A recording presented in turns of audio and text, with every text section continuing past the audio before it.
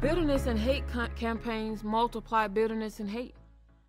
And the goal of nonviolence is to be not the opposite of violence, but to be a cure for violence and to give an alternative.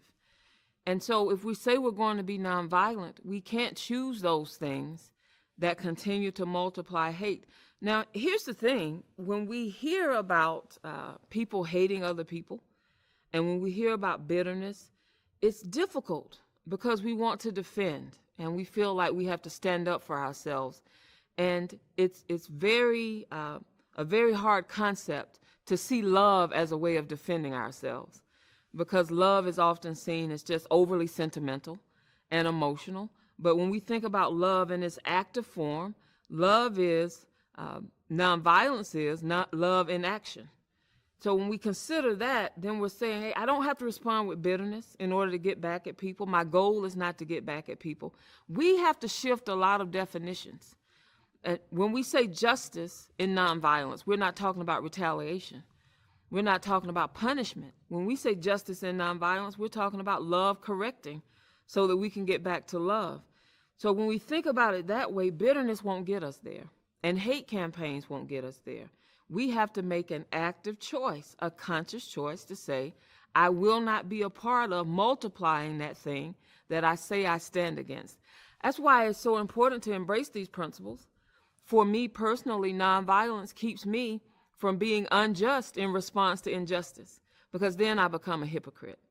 If I say I'm for love and then I'm unloving, that's hypocritical. Even when it's in response to someone who hates me, I still don't have a ground to stand on if I respond to their hate with hate. And so hate and bitterness magnify hate and bitterness. When I make the alternate choice, which is nonviolence and love, then I'm on a path to eradicate hate and to eradicate bitterness. But I can't do that. I can't move out bitterness with bitterness. I can't move out hate with hate. I'm just supplanting that other person's hate with my own.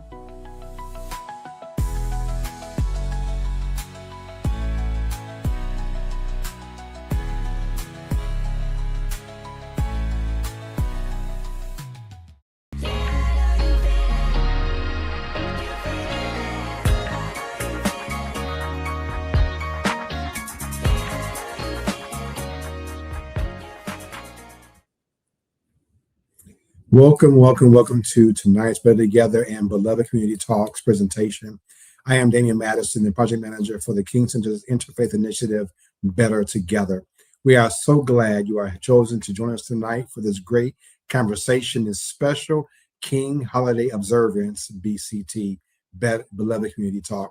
We are glad to have you here. Why we can't wait, building community, uniting a nation, the nonviolent way. We would love to know where you're tuning in from.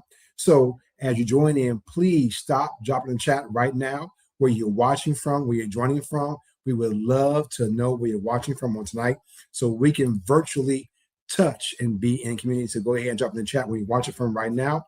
We would love to greet you, say hello.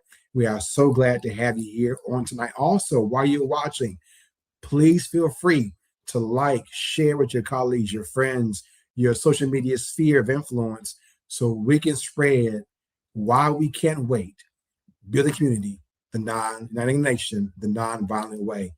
We are so glad to have you here tonight. Well, family, it's time for us to go ahead and get to our conversation for tonight.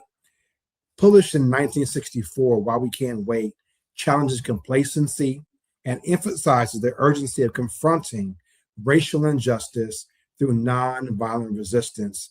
As societal inequities persist and new challenges emerge, revisiting King's insights provides valuable guidance for contemporary activism and policy reform. So in alignment with the 2026 King Holiday Observance theme, Mission Possible 2, Building Community, Uniting a Nation, the Nonviolent Way, this Beloved Community Talk, BCT, explores the continued urgency within Dr. Martin Luther King Jr.'s prophetic text, Why We Can't Wait. I am so glad to have you here tonight. We are glad to have you here tonight. I'm having our CEO, Dr. Bernice A. King, and the entire King Center family. Thank you so much for joining us tonight. And now I'm going to present and introduce our moderator for the evening, Dr. Terrence Lester. Dr. Lester is a storyteller, a public scholar, speaker, community activist, and author. He is the founder and director of Love Beyond Walls, a nonprofit organization focused on raising awareness about poverty and homelessness and on community mobilization. He received his PhD with a concentration in public policy and social change from Union Institute and University. Tonight, I introduce our moderator for the evening, Dr. Terrence Lester. Thank you, Pastor Madison. I am grateful to be here, and I want to extend a great evening to each of you all who are present. I want to welcome you to this beloved community talk, grounded in the 2026 King Holiday Observance theme, Mission Possible 2, Building Community, Uniting a Nation the Nonviolent Way. Tonight, as we gather, not merely just to remember Dr. Martin Luther King, but to be confronted by him. But before we do so, I would like to pause to honor the life of Claudette Colvin, born September 5th, 1939, who has made her transition. As a teenager, Miss Colvin acted with moral clarity long before the world was ready to see her, reminding us that the movement was carried not only by celebrated leaders, but by young people whose courage and conviction helped bend history towards justice. And Why We Can't Wait, King dismantles what he calls the dangerous myth of a more convenient season. He exposes how delay, complacency, and incrementalism undermine justice. Waiting becomes a way of avoiding the cost of moral courage. It numbs the conscience. It domesticates urgency. It turns freedom into something perpetually postponed.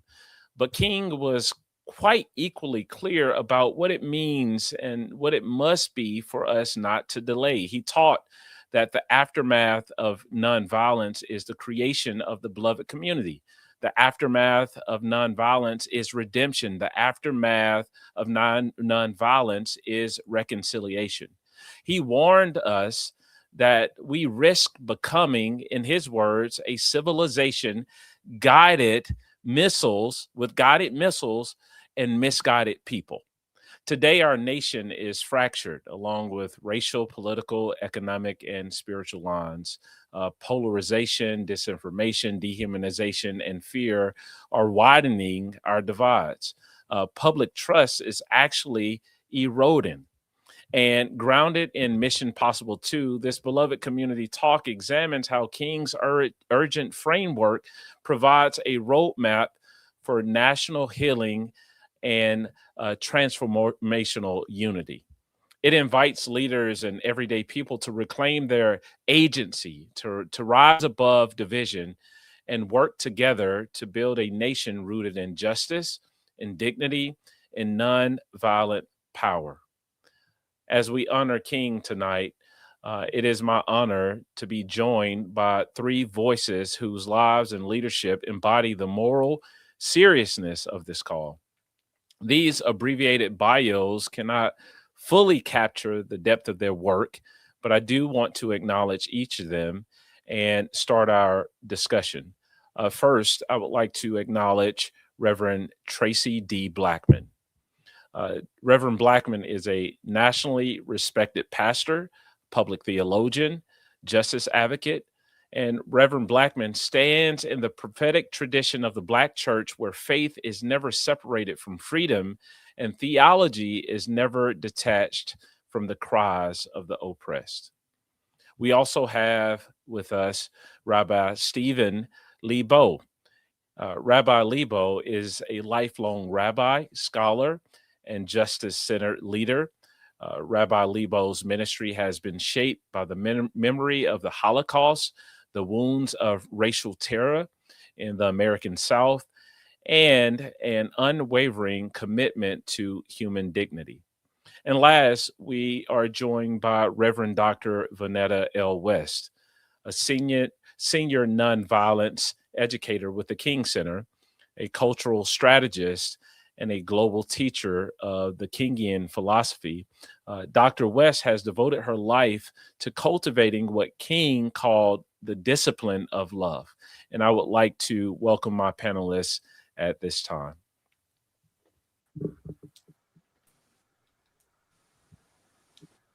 So tonight, good evening. Good evening. How's everybody doing? Awesome. Together tonight, we are grappling with answering this question.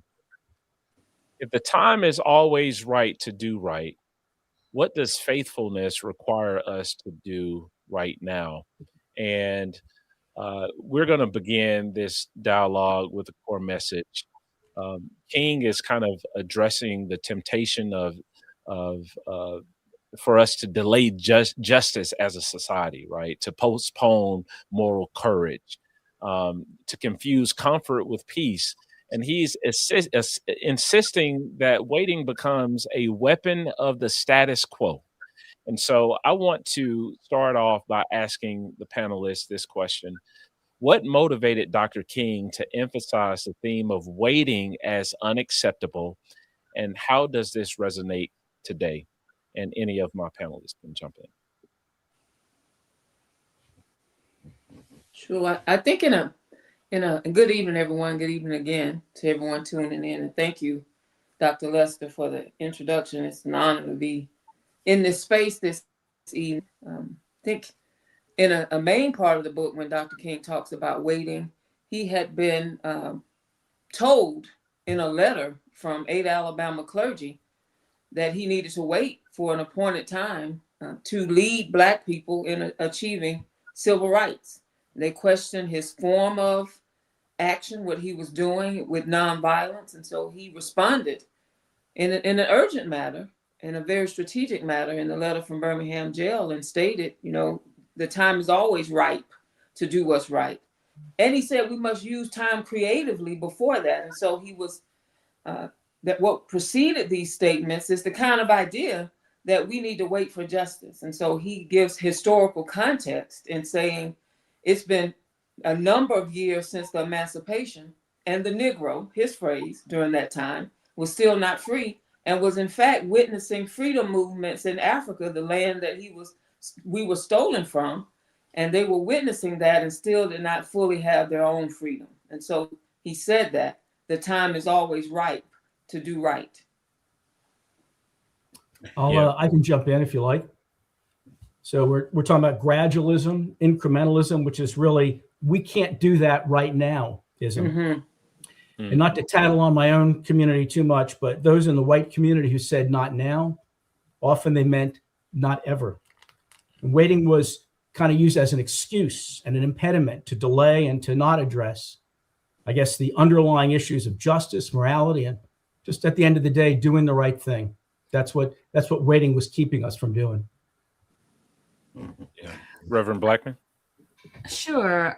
Thank you for having me here. And I agree with what my co-panelists have said. I think a lot of this, in my mind, is what you learn on the journey, right? You start to know how people think.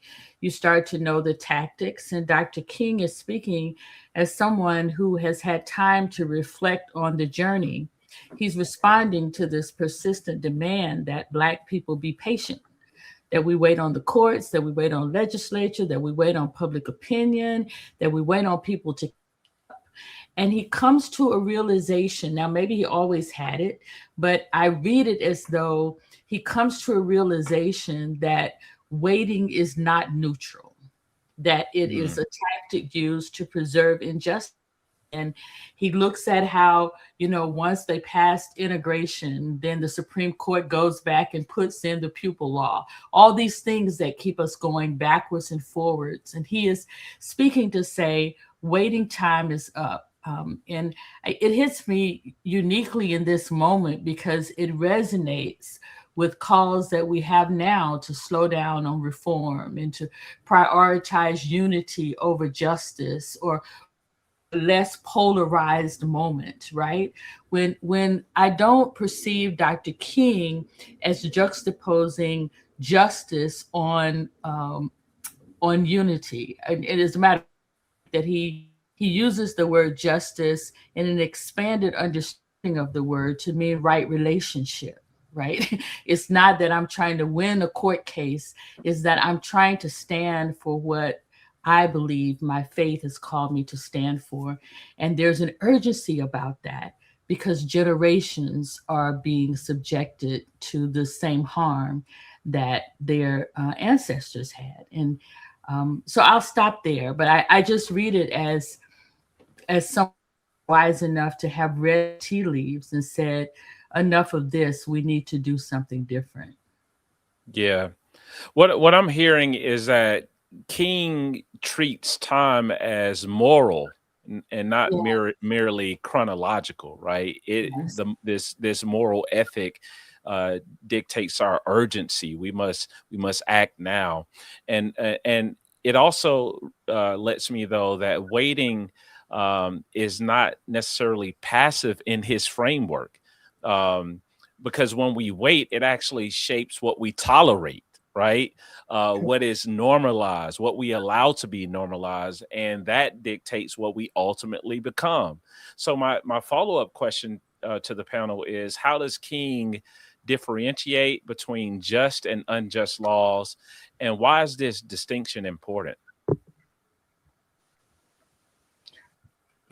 Well, I'll start and get out of the way. I think Dr. King defines just laws as those that align with moral law, that align with human dignity, and that apply equally to everyone.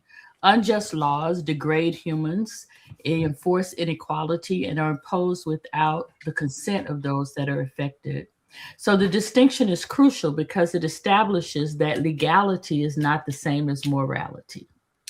Both slavery and segregation were legal at one time, and they were never moral. Denying non white, non male citizens the right to vote was legal, but it was never moral. And so King is making this distinction that laws reflect power in history, but they don't always reflect ethics. And legal has never been the same thing as right. And again, because I'm living in this moment right now, the political waters are even murkier now. So when we see the current immigration policy in this nation, it's not legal and it's not moral. Or suspending SNAP benefits, or congressional approval being withheld for disaster funds. In St. Louis, we had a tornado. We're still waiting on funds. It's not legal or moral. And so, this distinction between just and unjust laws provides an ethical grounding for civil disobedience. It provides an ethical grounding for challenging blind obedience to systems that harm. And without this framework that he offers, we are subject to becoming numb to injustice. And when we become numb to injustice, then it gets to hide behind the illusion of law and order. So I think he goes to great lengths to make sure that we understand that just because it's legal doesn't mean it's moral. And we're called to a higher moral standard than sometimes we have reached in our humanity. Yeah, Mhm. you mentioned numbness. Dr. West, could you speak about how that numbness is showing up in the present moment? Um, Absolutely. I mean, I think there's a paralyzing apathy that a mm, lot of people are experiencing, not knowing what to do. And it's not that people don't care, it's that there are so many things happening at once, is one of the issues. And then there's also so many painful things. I don't think we really truly examine the trauma of what we're witnessing, of the things that we're seeing on the streets of this country and throughout the world that human beings were never made to have to grapple with. It's hard to face the fact that we're living so far below our capacity as human beings and so far below the spark of divinity that each of us carries. That Dr. King understood that. Nobody in my study, to me, is able to convey why we are where we are better than Dr. King. And the things he said about why we are where we are the things he said you know, decades ago, they're still relevant today. Still, people are facing having to break unjust laws. And as he said in this book, Why We Can't Wait, just laws that are applied unjustly, where our state and our government will take a law and cause it to be applied unjustly. That's why he was in jail in Birmingham. They tried to cause an issue, the government did, the local authorities did, by putting this law before him, that in order to get to the justice that he wanted and that the people wanted, he had to break that law. And so that's something people are facing today. Mass civil disobedience, he said in his last book, is what we'll have to do. But there's so many people who are numb. It's hard, day in and day out. I have to do affirmations and reaffirm my personal commitment to the work of justice and to infusing society with love. And the other thing that contributes to that is the level of media that we consume. That's the opposite of who we were created to be. And it's hard to balance that, right? Because you want to be informed, but sometimes you have to step away and say, I don't know if I want to be this informed. Because Right. then you're facing these diabolical attacks on humanity. And it's rough to face. So I just want to really emphasize that a lot of people appear to be apathetic, or may be apathetic, because it's hard to handle, not because many people are uncaring. I think we have to do the things to build the will, as Dr. King and Mrs. Coretta Scott King taught, to get to the justice that we want to see. Yeah. You said something really important about numbness and how that is connected to trauma. And a simple definition of trauma is anything that overwhelms the brain to cope with reality. That's trauma. And when you have all sorts of things converging on you at once, it can overwhelm you where you have no capacity in your mental space to cope with what is happening. That can do a number of things. It can cause you to be overwhelmed. It can cause you to disconnect from community, right? It can cause you to turn your head away from the issues that may be pressing and overwhelming to the lives of people who are being harmed by unjust policies. And I would like to follow up with a question to Rabbi Lebo. In what ways does the concept of nonviolent resistance serve as a moral and strategic approach in this present moment? Nonviolent resistance it's the moral approach. And Dr. King pointed us in that direction over and over and over again. He said that we could be an army, but that we would be armed with love, decency, compassion, forgiveness. And as was mentioned earlier, if we return hate for hate, if we think that's the response, then we actually degrade ourselves and our own souls. So the way, ultimately, the key to our redemption, not just spiritually but politically, is to see ourselves as an army, but an army that's full of love. Yeah, Reverend Blackman, do you have a follow-up? And I would like to know from you specifically, what ways does nonviolence actually demand us to act internally and externally, right? Spiritually, psychologically, ethically, but also externally in terms of training and strategy and discipline and coalition? That's an excellent question. We all know that nonviolence is not passive. And sometimes when I talk about nonviolence in the context of community, that's what people hear. You want me to do nothing. But actually, nonviolence is a call to do everything. It's just to not be violent, right? So it's a call that affirms the humanity of both the oppressed and the oppressor. And to do that is more difficult than to strike at the person you want to strike at, or to meet, as Dr. West said, to meet that antagonistic nature with your own antagonistic nature. Dr. King understood that nonviolence was not passive resistance, it was disciplined resistance, disciplined with courageous action that creates, that creates crisis, but doesn't make it chaotic. And when you were talking just now, Dr. Lester, I love your definition of trauma. And I've been thinking about this a lot. I have to pull myself away from social media. I have to pull myself away from the TV because the way we communicate with one another now is overwhelming in and of itself. If you're just, it's coming at you so rapidly from all different angles. You don't get a break unless you step away for breath yourself. And it would have you think that either you are overwhelmed and just enraged by it, or you are overwhelmed and paralyzed by it, because it does not seem that there's any way that we could take control of that. And so I'm a big advocate for nonviolence. As a person of faith, I think that nonviolence is the only choice we have because our goal is never annihilation. Our goal is reconnection and redemption. That is the mandate of our faiths, no matter what faith it is. I, I don't know if I'm answering is what you are asking me, but that's how I was triggered with that question. Nonviolence refuses to mirror violence, but it exposes its cruelty because it offers a different way of being. Yeah. And at this present moment, we desperately need a different way of being. Mhm. Dr. West, could you talk about how that different way of being can actually converge or take on this challenge that Dr. King is actually asking us to take hold to, which is the moral urgency of now? Um, could you speak to that? It's going to require that we change our mindsets.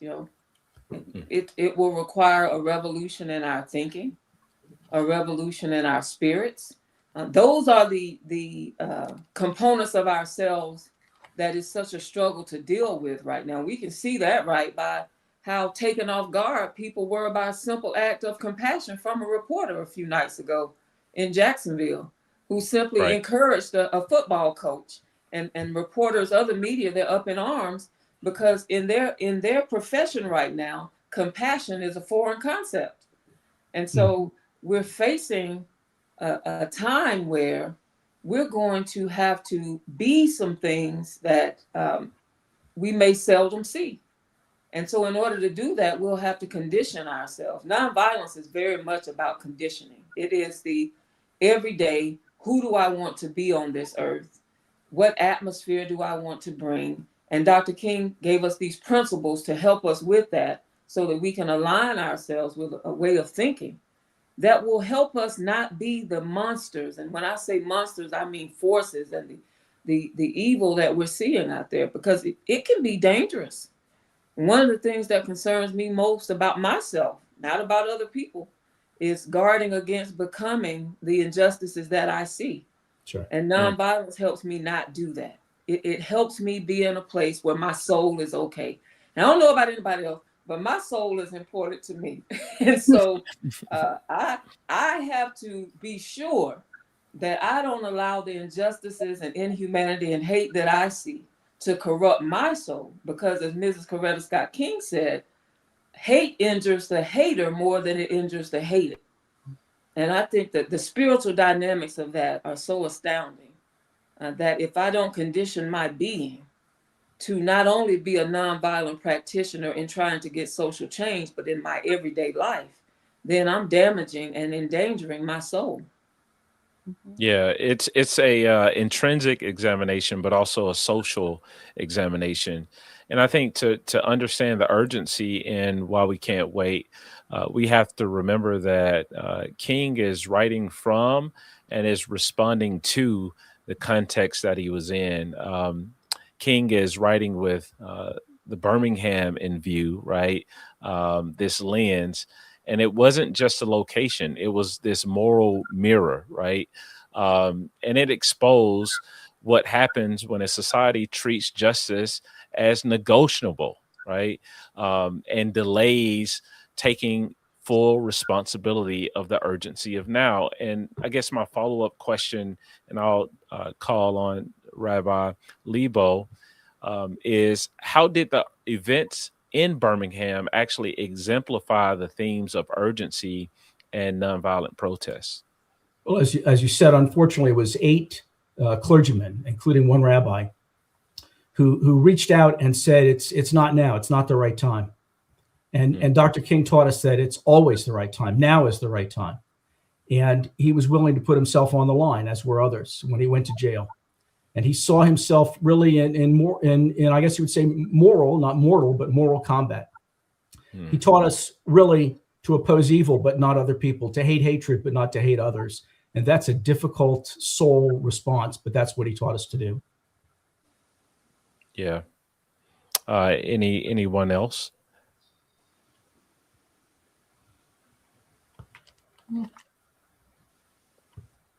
I think Birmingham makes visible what King is insisting, right? That injustice does not correct itself. And sometimes the passivity can cause us to say, well, maybe one day something will happen, or maybe, the injustice will just go away. And I think injustice has to be confronted. And it requires organization. It requires soul care, as Dr. West lifted up. It requires sacrifice, but it also requires moral resolve. And I guess my follow-up question is, what lessons from Why We Can't Wait are still applicable in today's fight for racial justice? So, Dr. Lester, I don't know if you know this, but I'm a child of Birmingham, Alabama. So when I read about, I did not know that. Yes. So when I read about, the Gaston Hotel, I know that hotel well, and I know A.G. Gaston well. And I think something that people don't talk about when they talk about this King era of Birmingham is that all Black people in Birmingham were not, quote unquote, suffering. Like, there were people in Birmingham who had economic means. There were people in Birmingham who were in neighborhoods that were safe for Black folk. Yes, it was segregated, but you had segregation also with class overlay, right? So you had some Black people who were living well and some Black people who were not living as well. And there were places where you couldn't go if you were Black, but you could live a pretty full life in just those places. I'm saying this is because a part of what Dr. King also challenges us to is to not fall for the selective few. Understand that we all deserve equality. We all deserve justice. And it's not good enough that I happen to be. I mean, A.G. Gaston was owned by a Black millionaire. There was money in Birmingham, right? But the cause for which King put his life on the line was not for the selective few. And if I look at scripture, I always think, when I think about that, I think about 2 Kings, when the Babylon exile happened, right? And if you read the text carefully, it doesn't say that the Babylonians took all of the Israelites. It says that they took the artisans, and they took the craftsmen, and they took the visionaries, and they took the workers. They left some people in the rubble. And what I love about Dr. King is that he was not one who would leave anyone in the rubble. What he is calling us to is to see the divine sanctity and sacredness of all life, even those who don't get it yet, right? And this is a higher calling than sometimes we have to resist. We have to resist the temptation to be okay when we're okay. What King was saying is, we can't be okay until everybody is okay, right? That's oppressor and oppressed. Because, if we tell the truth, the face of the oppressor changes depending on the context. And this is a move to bring everyone into the fullness of what it means to live as God's creation. If I can add to that, I think that's an answer back to a previous question you asked Dr. Lester about Birmingham, because Dr. King, when they gave him a hard time in that statement from Alabama clergy, he said, "I am here because injustice is here," which is, supporting what Reverend Blackman just shared, that Dr. King had this idea that we all belong to each other and with each other, that we're interconnected, interdependent, and interrelated. And so in his response to those clergy in the letter from Birmingham jail, he says, "Injustice anywhere is a threat to justice everywhere." And we are caught. And I imagine that just the visual of that for me, being caught and tied, caught in an inescapable network of mutuality, tied in a single garment of destiny.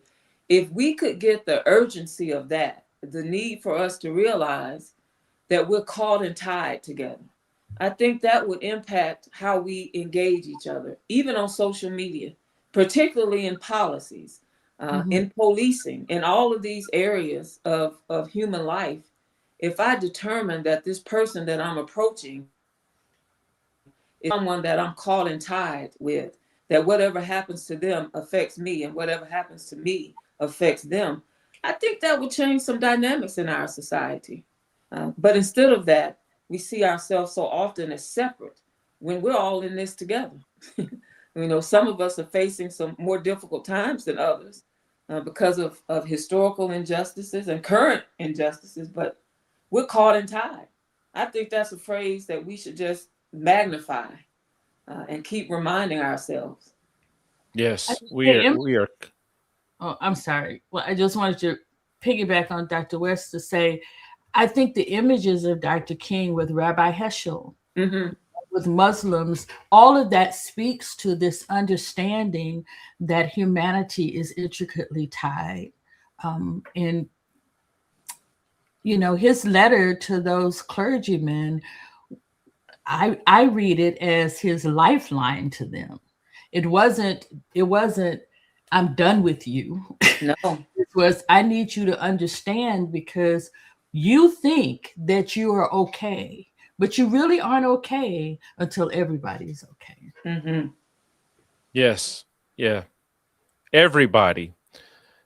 It should move us that there are families right now that still have empty refrigerators and are facing food insecurity. It should bother us that people are living in food deserts, that the unhoused community right now is sleeping outside. It should bother us that people are being impacted in the educational space. It should bother us that families are being divided and people are being snatched off the streets. We just saw the murdering of a young lady in another state, in another city. It should move us because we live, as King describes it, a world house, right? And King's leadership is moral, but it's also deeply spiritual and not just political. He is forming people and shaping our conscious and calling communities to a higher standard of love and truth through our being interconnected, interrelated, and interdependent of one another. And I want to follow up with a question for Rabbi Lebo is, how does King use moral and religious rhetoric to strengthen us and his call to action? He strengthens us, and he's clear that it's not just Dr. King, that he is preaching from an ancient tradition, Old Testament and New Testament, and that when he uses biblical concepts, he talks about love in the New Testament called agape. He strengthens what he says because it's deeply rooted in both the Judeo-Christian tradition and in any tradition of spirituality. And I'll just to revolve back to what you said is it should bother us. It should bother us, the country that we live in. We live in a country that has the most, and yet we cannot take care of those who have the least. And that's something that, were he still alive today, I think Dr. King would continuously point out that there are those that have been left behind horribly and terribly. Yeah. Reverend Blackman, what leadership lessons can current and future activists actually draw from Dr. King's approach in this present moment? That's an excellent question. Um, I think we could learn a lot from Dr. King led from the center. Mm. He led with proximity to pain. He didn't just talk about pain, he lived in the middle of people who were actually experiencing pain, and he listened to what they had to say. I think we could learn a lot from that. I think we could learn a lot from the leadership style of Dr. King. We elevate him, we elevate him, but he did not elevate himself. Right. He had a team that he worked with. He had ministers that could call him into account, strategists that he was working with. The accolades that came to Dr. King came because of those who applied them in the way that they did. He certainly was a leader and he deserves those accolades, but he did not lead as a lone ranger. He never left people behind. I think we could learn something from, in the book of Thessalonians, which is a Second Testament text, when Paul is giving his closing salutation to the church in Thessalonica, he's imprisoned and he says, "Give my love to everyone, especially the saints in Caesar's house." I think Dr. King never forgot that there could be saints in Caesar's. No one was beyond his touch. No one was beyond his conversation or his outreach. He believed in the humanity and the goodness of all people. And even if you were not acting in your best self, his goal was never annihilation. It was reclamation and redemption and reconnection. And I think we could learn something from that.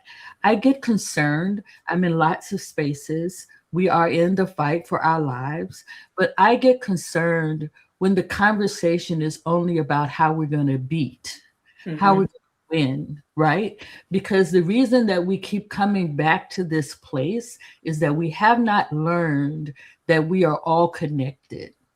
And there's root work that we have to do to understand that winning for us has to be reclamation of humanity.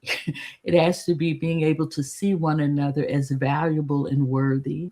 It has to be us putting in the front of our minds what benefits the whole and not just us, and a calling of account on those actions. And I think Dr. King lived his life and died for those principles. And we still have not been able to do it better. There's only one person in my faith tradition that's done it better, and he did it with only 12 folk.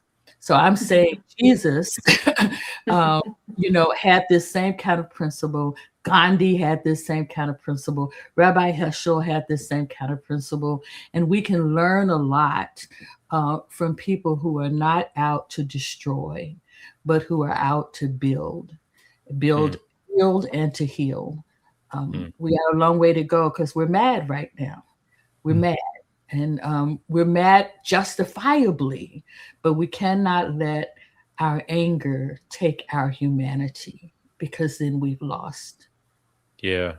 What stands out to me is the word build, but also the term reconnection. And I would like for you, Dr. West, to kind of speak to those two terms, because right now it just seems so polarized where reconnection doesn't feel obtainable. And so how do we actually reconnect in this present moment? How do we build in this present moment? And how can diverse communities actually unite around shared moral values to affect this change? I believe we need a robust communication movement. I think one of the things that we're absolutely facing is that we don't know how we were connected before, that all we see is the present and the more recent history. But human beings have been here for thousands of years. And we didn't come divided. We created divisions. They're human made. And even when you go to sacred text, we'll find some ways to say it's divine for us to be separated. But the God who is love is calling us to a place of not false unity, but to a place of unity and a place of true peace, where we're not willing for each other to suffer. And it's hard if we don't envision that. And I really believe we're currently so conditioned to put negative into the atmosphere, even in our virtual spaces, that we have to kind of come back and face this darkness that we're seeing with light. That's the only thing that's going to drive it out. Now, that seems hard because we think about changing the world so often that we don't think that driving out darkness with light starts in my conversation, starts in my social media engagement, starts in how I talk to my partner or my spouse, my children, my coworkers, starts with how I engage my elected officials, starts with how elected officials engage those who elected them or who are in their districts or areas. And so if we just start to say to each other, the way that we're engaging each other right now is wholly unacceptable. And I still have hope for that.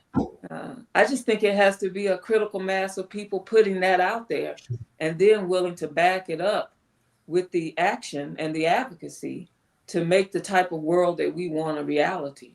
But as long as Reverend Blackman pointed out, we stay in the fray and participate in darkness, we can't drive it out. And so we're having to make some choices today. Everyone's facing this choice. Dr. King gave us that choice in his last book, Chaos or Community.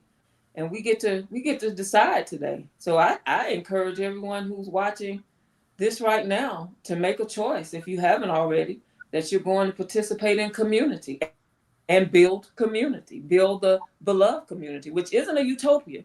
It's real. You know, we can get there.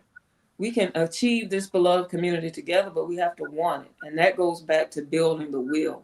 And if everybody watching today would make a choice and say, I'm going to change my language, I'm going to shift how I engage people, I'm going to pay more attention to policies and work to change policies, there are some points that we could get to where we could start to say, hey, everybody, look at this social media movement. It's about something other than beating and defeating people. If we dig into that third principle of nonviolence, I just want to say this, that we seek to defeat injustice and not people. I think that's so critical to us getting where we would want to be as human beings. Hmm. So You're Dr. right. West, I'm sorry, go ahead. No, definitely, Rabbi. Sure. Please go. So Dr. West, talked about light and darkness. Prophet Isaiah says the people always walk in darkness, but eventually they'll see a great light. And that's what we're talking about tonight. And what is that great light? You referenced it already. It's that mutuality, that interdependentness, the recognition that we all belong to that beloved community, even those people that don't realize that they belong to that community. And it's been said we came over on different ships, but we're now all in the same boat. And scripture says how good and how sweet it is when brothers and sisters can sit together in peace. That should be our theme and our motto and our thought, not just from the pulpit, but in the classroom, everywhere we go, and on social media has been said how good and how sweet it is when we can actually sit together in peace.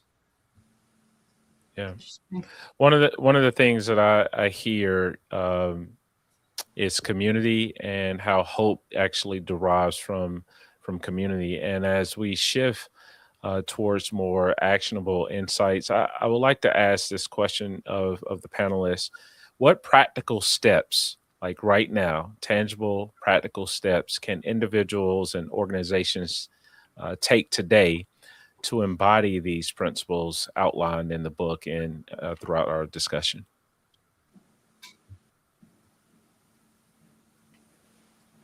One of the first things I would mention, and I want to mention this and just turn it over to everybody. I think it's so critical right now that we are well.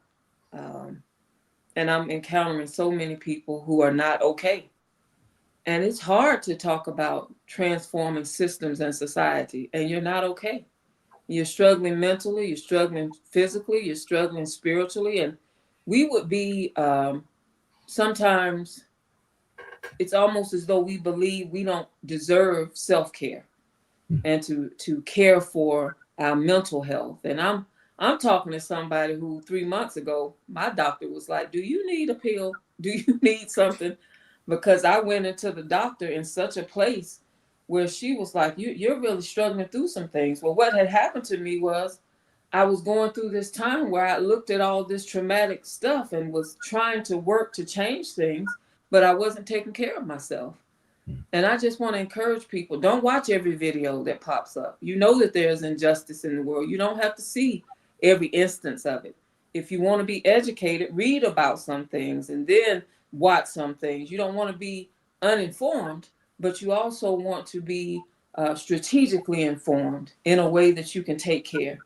That's important, because what we're looking at now is a bunch of people, some of them, many of them, facing mental health crises that are situational, brought on by the tragedy that we're seeing in society. And so I would just encourage, as a practical step, to examine your health at this point in every aspect. Is something I'm doing and trying to figure out. What do I need to change in my eating? What do I need to change in my exercise? And this is going to be a marathon.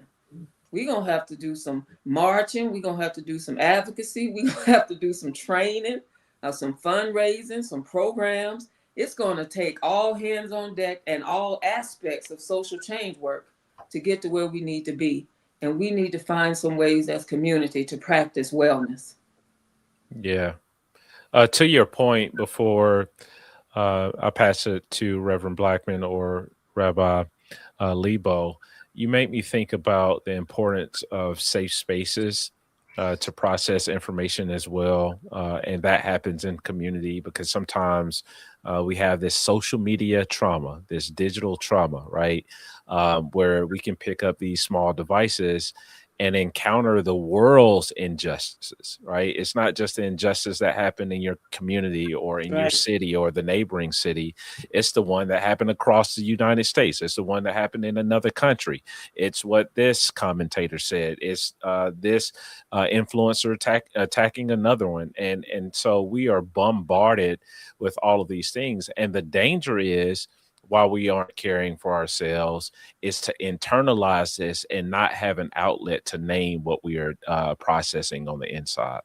And so it is very healthy to be in community, to be able to name these things and have some life spoken back into you, to have people say that, your feelings are valid, your emotions are valid, but let's process some solutions and some tangible ways for you to continue to care for yourself as we also are caring for each other. I think there's a real threat to people right now also who are in isolation. Isolation is one of the fastest ways to feel overwhelmed, and not to realize that you are interconnected with the world around you.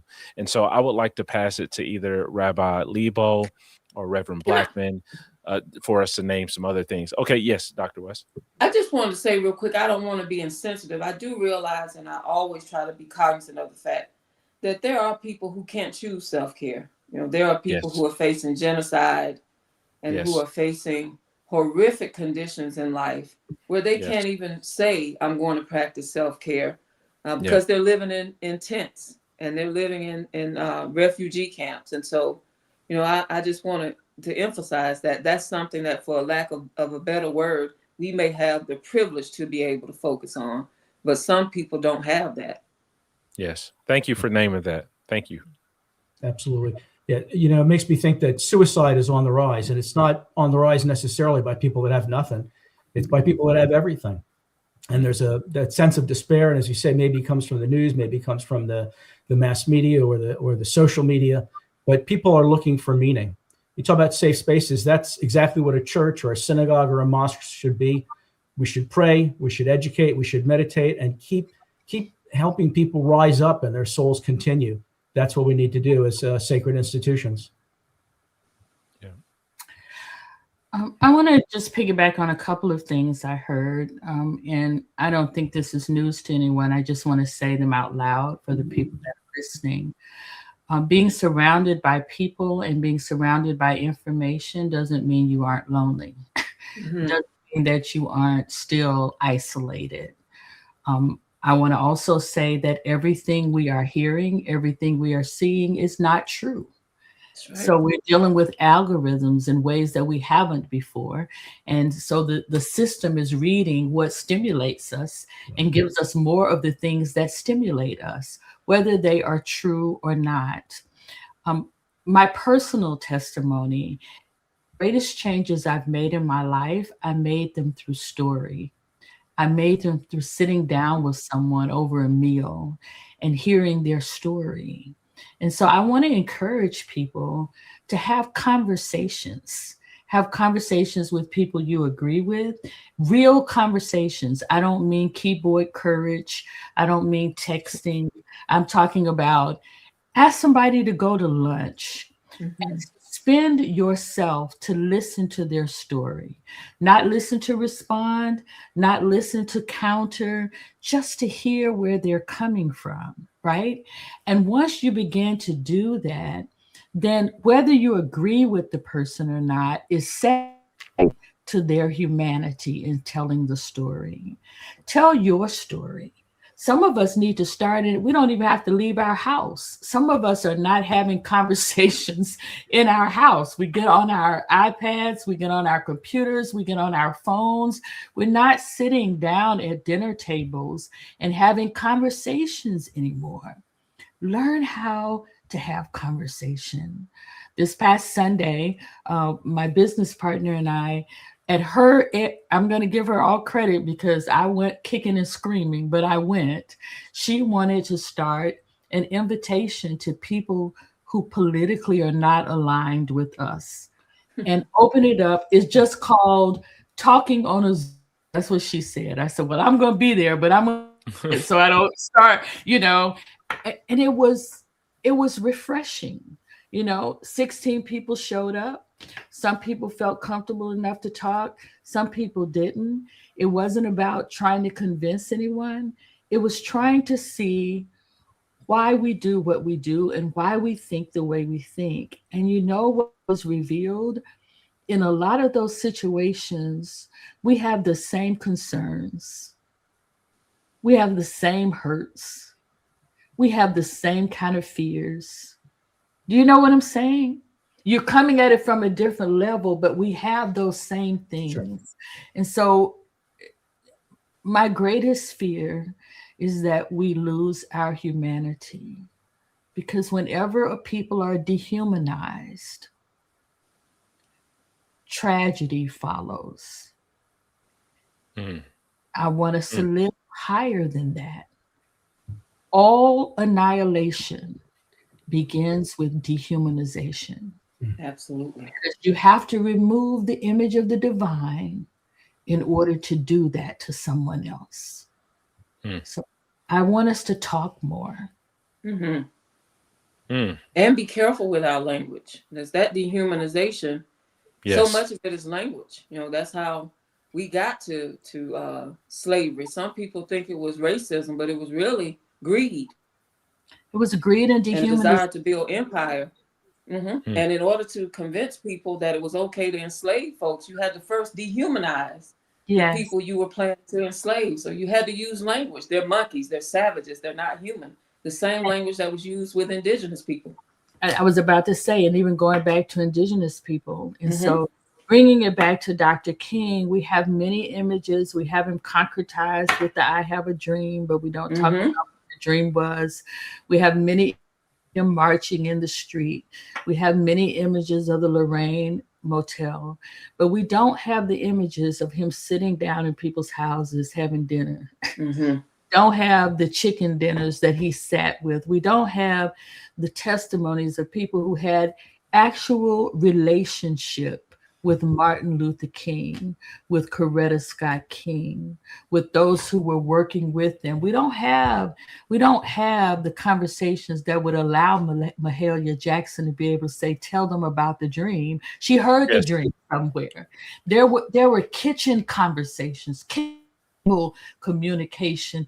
These were not people he just showed up to lead. These are people who followed because he listened to know them. And that's something that we have to do with one another. Yes. Yes. Wow. As we get ready to wrap up, I want to return, as you said, Reverend Blackman, to King's insistence that waiting is not an option, whether that be connecting with the loved ones or connecting in community, or if you have access to care for yourself, caring for your own sense of soul in that way. And if you also have that sense of urgency, those who are unable to care for themselves, standing in solidarity with them, and ensuring that neighbor without an address, neighbor who may have woken up in the tent, neighbor who is food insecure, actually has what they need. And I would like to kind of wrap us up with this question. As we reflect on the book, Why We Can't Wait, what is the most impactful lesson that you would like for our listeners to take away from our conversation? And I'll start with you, Rabbi Lebo. Sure. There's a rabbi that lived right around the same time as Jesus named Hillel. And he kind of outlined the legacy that we're looking at tonight. He said, if I'm not for myself, who will be for me? That's the self-care part. If I'm not for myself, who will be for me? But it must lead to, if I'm only for myself, then what kind of person am I? And then he ends the quote by saying, but if not now, when? And that's the question. That's what the book leaves me with. If not now, when? Yes. A shame. Dr. West? I think a great summation of Why We Can't Wait would be found in the way Dr. King lays it out, starting with the historical context of what has happened with a people who has been in the grip of oppression for hundreds of years, and then discovers a way, a teaching, a philosophy that becomes helpful. And so to that end, I would encourage us to study nonviolence, to study it in a way to live it, and to study it in a way to apply it for social change, to begin on a journey where we actually say we have our own pilgrimage to nonviolence, as Dr. King did, and to embrace it in a way that we allow the principles and the steps to guide us strategically in the work that we want to do in our homes, in our schools, in our communities, in our legislative houses, because it's very important, if you're going to do any justice work, to have a strategy. And I believe nonviolence to be a very strategic, love-centered approach that can help us to create the society that is for the collective good, not just for some people to have it good, but for the collective good. And I certainly want to invite people to study nonviolence with the King Center at the kingcenterinstitute.org, and just begin to find out more. You may have heard nonviolence is one thing, but it's not that. You've heard Dr. King is one thing, but he's not that. And so when you read this book, Why We Can't Wait, we find the king that's saying things like, this nation was born in genocide. I mean, we rarely hear that king, but he's talking about this nation was born in genocide when we made the decision that he calls the Native American was an inferior race. And so he's telling us the history. And so another thing would be to understand that history is not a negative thing. If we don't understand it, we can't get to the place we need to get to. And there's such an attempt to erase history now that I think Dr. King can show us how to explore history, even in this book, Why We Can't Wait, in a way that can give us the steps to get to the beloved community. Yeah, that's an excellent answer. And there is a QR code right there on your screen to learn more information about how to get connected to the King Center and the nonviolent training. And I would like to give Reverend Blackman space to close us out with her final thoughts. Well, thank you. Thank you for including me. This has been a stirring conversation. Grateful to have been a part of it. Today, we received a notice that St. Louis Public Schools, which are our largest educational entity for, for grade school kids, is now fully unaccredited. Mm. Mm.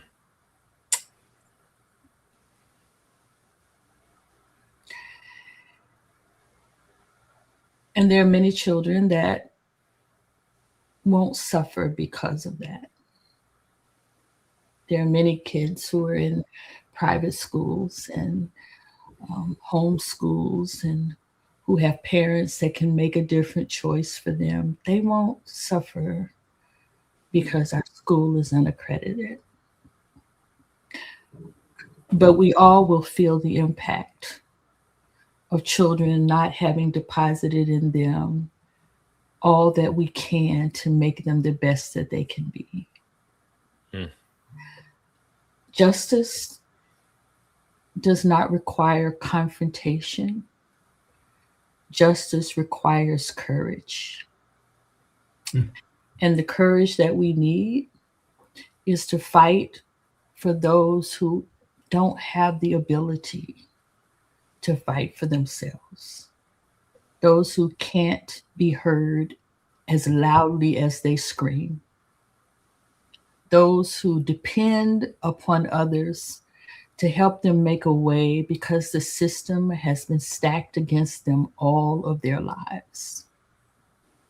And when we let a generation fail to be the best that they can be, then we are all going to reap havoc of that. No one is going to escape that. Dr. King understood that either we build a beloved community or we live in rubble together. I pray that we choose well. Wow. Such powerful words. I would like to thank Dr. West, Rabbi Lebo, and Reverend Blackman for your wisdom, for your insight tonight. I would like to thank the King Center for hosting this beloved community talk. And to everyone listening tonight, nonviolence is not passivity. It's a call to a fierce urgency of now. A fierce urgency of now. I would like to pass it back to Pastor Madison, and he will give you final instructions as we conclude this beloved community talk. Thank you all. Well, thank you to all of our wonderful panelists for such information, insight, wisdom, guidance. To our moderator, Dr. Lester, thank you so much for your time and for your words of wisdom as well. I'm going to ask that if you're watching from wherever you are, if you would go ahead and make sure you scan the QR code to your left or right on your screen, and make sure that you connect with us and give us your feedback and your response to tonight's discussion. We thank you so much for being with us on tonight, and we hope that you're inspired and empowered, and you are encouraged to know that we cannot wait. While we cannot wait, we must be a community to unite our nation and live the nonviolent way. We encourage you to plug in with the King Center and join us and meet us in building the beloved community. Thank you so much. Have a good evening.